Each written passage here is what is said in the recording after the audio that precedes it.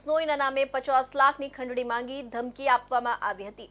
આ ઘટનાને કારણે સમગ્ર વિસ્તારમાં ભયનો માહોલ સર્જાયો હતો। પોલીસે કેસની ગંભીરતાને ધ્યાનમાં રાખી તાત્કાલિક તપાસ ચલાવી અને ગણતરીના કલાકોમાં 4 આરોપીઓને ઝડપી લીધા છે। મહારુદ્ર ઉર્ફે રામબોલ ઠાકુર જે ડિંડોલી ઉત્સવ રેસિડેન્સીમાં રહે છે અને જગદંબા એક્સપ્રેસ કાર્ગો સર્વિસ નામે ટ્રાન્સપોર્ટનો ધંધો કરે છે। શનિવાર રાત્રે લગભગ 11:30 વાગ્યે પોતાના ઓફિસથી તે બાઇક પર ઘરે જવા નીકળ્યા હતા। તે દરમિયાન પુલવામા શહીદ 4 રસ્તા પાસે તેમની પાછળ બાઇક પર આવેલા અજાણ્યા શખ્સે તેઓની બાઇક રોકાવી અને કમરમાંથી હથિયાર કાઢી તેમના નામ પુષ્ટિ કરી। અજ્ઞાત શખ્સે પોતે લોરેન્સ બિશ્નોઈના માણસ તરીકે ઓળખ આપીને તેમના મોબાઈલ પરથી કોઈ અજાણ્યાને ફોન લગાવ્યો અને તેમને ધમકી આપતા કહ્યું 50 લાખ રૂપિયાની ખંડણી તૈયાર રાખજો, નહીંતર ઠોકી દઈશ। આ ધમકીથી ડરી ગયેલા મહારુદ્રના સંબંધીના દીકરા શુભમ સાથે ચર્ચા કરીને તેમણે પોલીસમાં ફરિયાદ નોંધાવી। મહારુદ્ર જ્યારે પોલીસમાં ફરિયાદ નોંધાવી રહ્યા હતા ત્યારે સાંજે ફરી એકવાર ખંડણી માંગનાર શખ્સનો ફોન આવ્યો।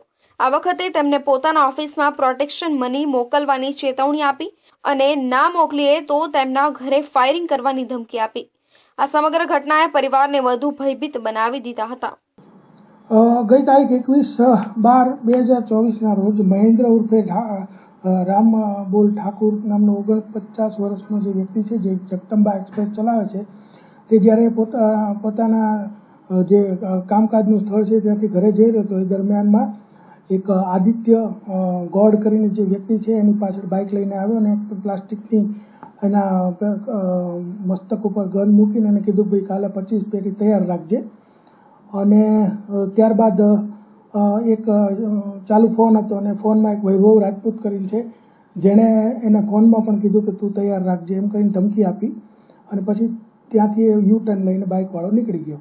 ત્યારબાદ પોલીસના ધ્યાનમાં આ મામલો આવ્યો તો જે તે વખતે આ ફરિયાદ લેવામાં ફરિયાદ લેતા ખબર પડી કે ડિટેક્ટ થયું પોલીસને હ્યુમન રિસોર્સથી અને અલગ અલગ ઢબે પૂછપરછ કરતાં ખબર પડી કે આમાં આ લોકો સામેલ છે, એમાં 2 બાળકિશોર છે।